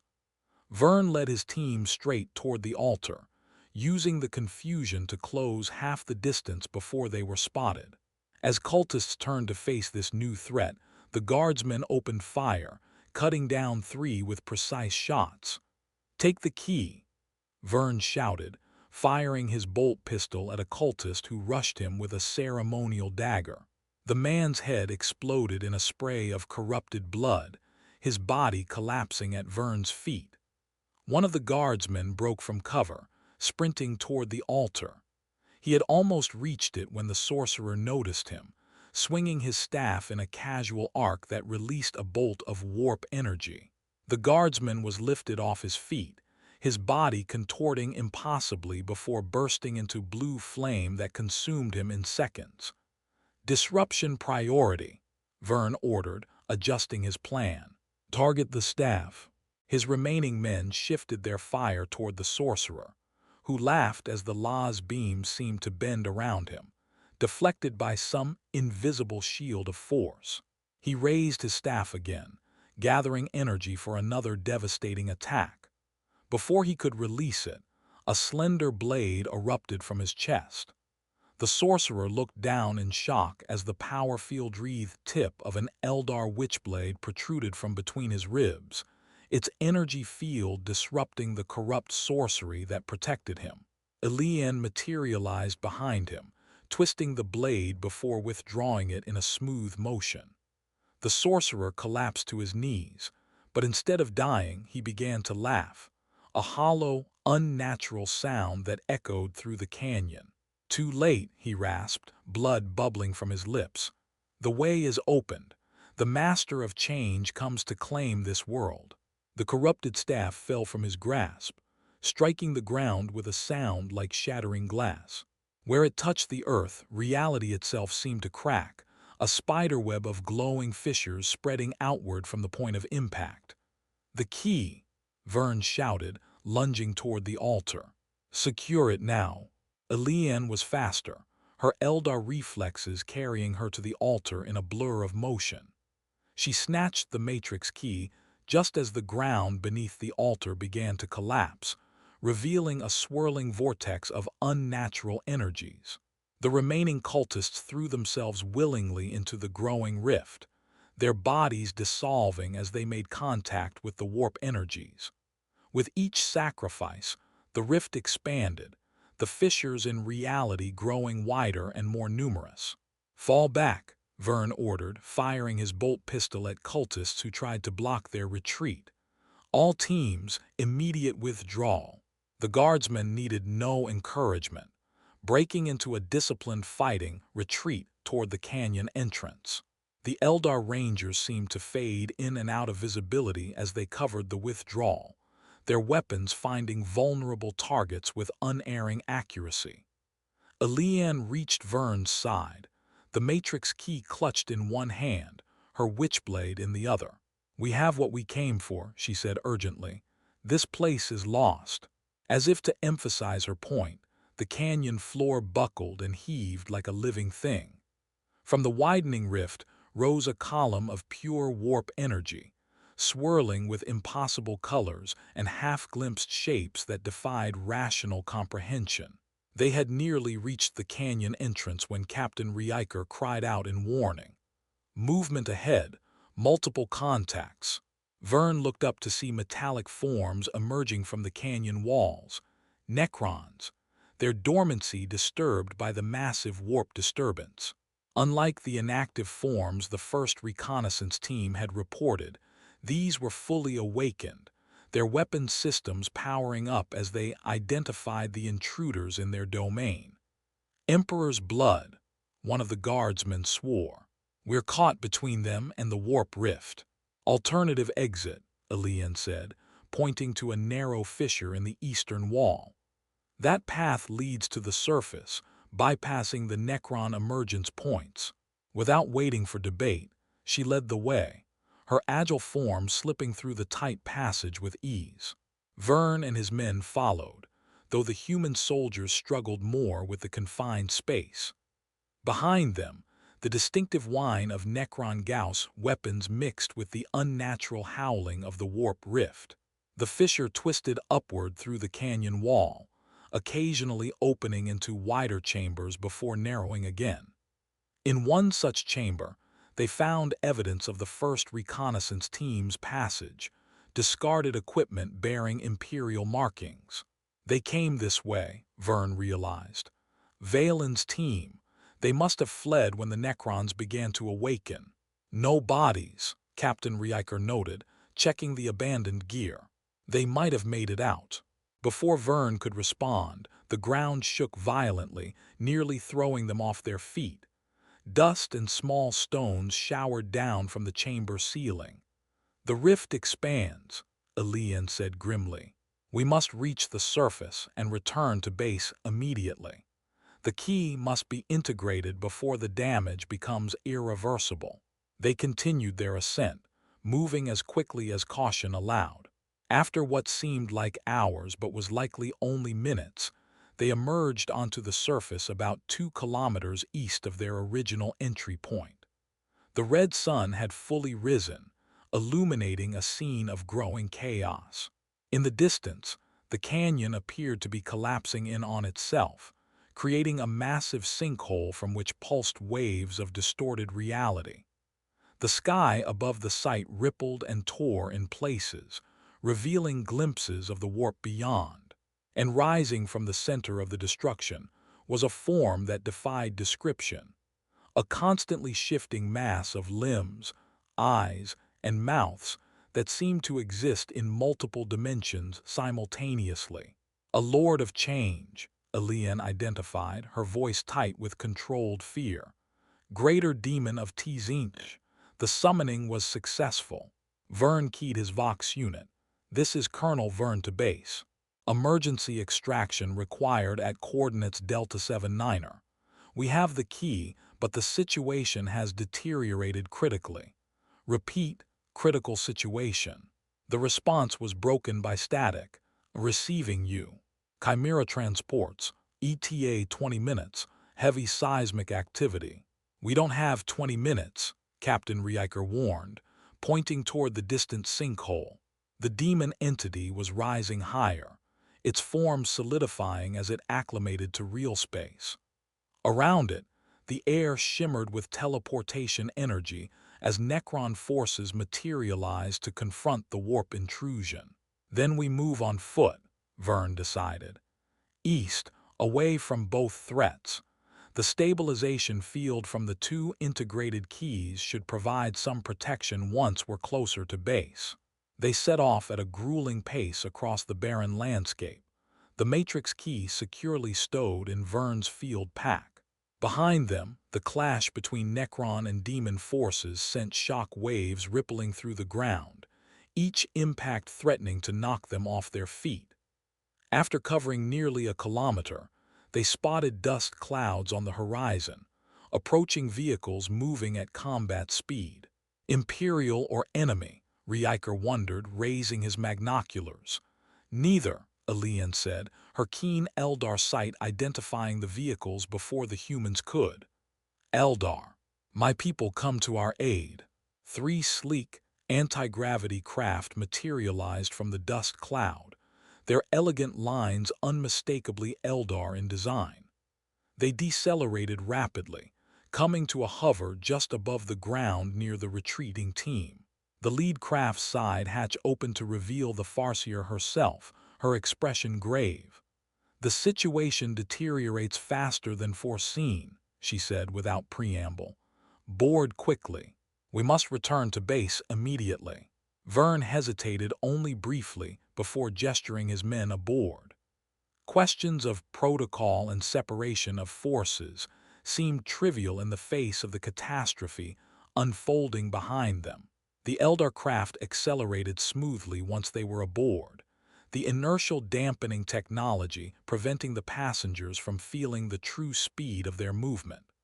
Through the craft's viewing portal, Vern watched as the hellish scene receded behind them. The demon entity now towered over the landscape, its form stabilizing into something vaguely avian but twisted beyond recognition, with multiple heads and limbs that moved with unnatural fluidity.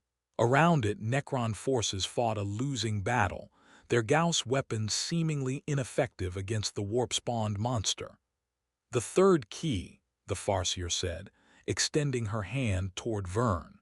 "We must prepare for immediate integration upon arrival." Vern removed the crystal from his pack, but hesitated before handing it over. "What happens when all 3 keys are integrated?"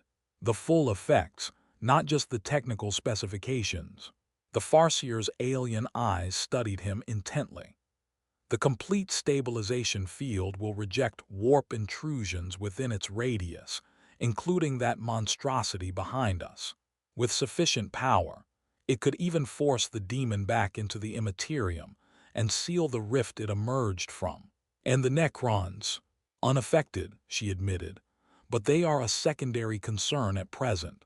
The demon represents an existential threat to this entire system, and potentially beyond." Vern nodded, making his decision. He placed the key in the Farseer's outstretched hand. "Then we proceed with full integration immediately upon arrival. No delays for consultation or debate." The decision would undoubtedly inflame tensions with Commissar Tannen and the more doctrinally rigid elements of his command. But the alternative, allowing a greater demon of Tzeentch free reign, was unthinkable. The Eldar craft banked sharply, adjusting course as a massive tremor shook the landscape below. In the distance, the Imperial base came into view, its prefabricated structures appearing fragile and temporary against the ancient stone of the surrounding terrain. "The demon pursues," the Farseer warned, checking some sort of sensor display. "It senses the keys and understands their threat to its presence in real space." "How long until it reaches the base?" Vern asked. "At its current speed, less than 30 minutes after we arrive. The integration must be completed before then." 30 minutes to complete a process they had only partial understanding of, with the survival of everyone on the planet hanging in the balance. The pressure was immense, but Vern found an odd clarity in the urgency of their situation. All the political considerations, the doctrinal concerns, the questions of alliance and betrayal, all fell away before the simple imperative of survival. As the craft began its descent toward the base, Vern caught sight of Imperial forces marshalling in defensive positions. Someone had already recognized the gravity of the threat and was preparing for the worst. "Your commissar," the Farseer noted following his gaze. "He organizes the defense." Indeed, the distinctive uniform of Commissar Tannen was visible among the officers directing the deployment of heavy weapons. Whatever his faults, the political officer was not lacking in courage or tactical acumen. "Good," Vern said simply. "We'll need every weapon and every soldier if the integration fails." Epilogue. Inquisitor Darius Helmrecht of the Ordo Malleus studied the reports spread across his desk with growing interest. The documents detailed the activation of an ancient xenotech device on a previously uncharted world, now designated Redemption Secundus by Imperial cartographers. Most intriguing was the device itself, technology that predated both human and Eldar civilizations, designed specifically to stabilize the barrier between real space and the warp. In the aftermath of Cadia's destruction and the birth of the Cicatrix Maledictum, such technology was potentially invaluable. The colonel who had overseen the operation, this Darius Vern, had made difficult choices under extreme circumstances. Cooperation with Eldar forces, integration of xenotech with Imperial systems, tactical decisions that prioritized pragmatism over doctrine. All technically violations of Imperial protocols, yet all arguably necessary for survival. "What are your thoughts, Magos?" Helmrecht asked the red-robed figure who stood silently in the corner of his chambers. Magos Explorator Cade stepped forward, his mechadendrites twitching with barely contained excitement. "The technology is extraordinary, my lord. Preliminary analysis suggests principles that could revolutionize our understanding of warp/real space interaction. With further study—" "I'm not asking about the technology, Magos," Helmrecht interrupted. "I'm asking about Colonel Vern and his decisions." Cade paused, his organic eye blinking in surprise. "Ah." The colonel acted logically given the available information and resources. Without the Eldar's assistance, it is highly probable that all Imperial forces would have been lost, and the Chaos incursion would have established a permanent foothold in that sector. The Inquisitor nodded thoughtfully. The Commissariat had submitted their own report, of course, surprisingly moderate in its assessment, largely due to Commissar Tannen's first-hand testimony. The Ordo Xenos had predictably called for sanctions against all involved in the heretical collaboration, while the Ordo Malleus was more concerned with the demonic incursion and its successful containment. "And what of the Eldar?" Helmrecht asked. "Their motives in this affair?" "Complex," Cade admitted. "They gained safe passage from a dangerous world and contributed to the destruction of a mutual enemy. Beyond that, their agenda remains unclear." The Farseer's final comments to Colonel Vern suggest knowledge of future events that she chose not to share fully. "Typical," Helmrecht muttered. "The Eldar and their prophecies, always playing the long game across millennia while treating other races as pieces on a regicide board." He closed the dossier with a decisive motion. "The stabilization technology is too valuable to ignore. A research outpost will be established on Redemption Secundus, under joint Mechanicus and inquisitorial supervision." As for Colonel Vern, Helmrecht considered the officer's fate carefully. The colonel had shown remarkable adaptability and judgment under extreme circumstances, qualities that were increasingly valuable in this new, darker era of Imperial history. Simply returning him to the regular guard would waste potential, while punishing him for necessary pragmatism would send the wrong message to other commanders facing impossible choices in the wake of Cadia's fall. "Colonel Vern is to be seconded to inquisitorial service," he decided. "His experience with both the technology and the tactical realities of post-Cicatrix operations will be valuable. The 114th Cadian survivors will be reorganized and placed under his command as a specialized response force." Magos Cade's mechadendrites twitched in what might have been surprise. "An unusual decision, my lord. The Commissariat may object." "Let them," Helmrecht replied dismissively. "The Inquisition answers to the Emperor alone, not to political officers. In these times, we need leaders who can adapt to changing circumstances, while maintaining their core loyalty to humanity's interests. Outside the Inquisitor's chambers, on the observation deck of the Imperial battleship Divine Retribution, Colonel Darius Vern stood watching the stars. Somewhere out there, the scattered remnants of Cadia's defenders fought on. Somewhere out there, the forces of chaos expanded their reach through the Great Rift. And somewhere out there, perhaps, other Imperial commanders faced the same impossible choices he had confronted. The universe had changed with Cadia's fall. The old certainties had died with the fortress world. What remained was a darker, more dangerous galaxy where survival might sometimes require uncomfortable compromises and unlikely alliances. Vern touched the Imperial aquila on his chest, renewing his silent vow. Whatever came next, he would face it as he had faced the demon and the darkness, with courage, with conviction, and with the unwavering certainty that humanity must endure, no matter the cost. In the grim darkness of the far future, where there was only war, that endurance was humanity's greatest weapon, and its only hope. The end.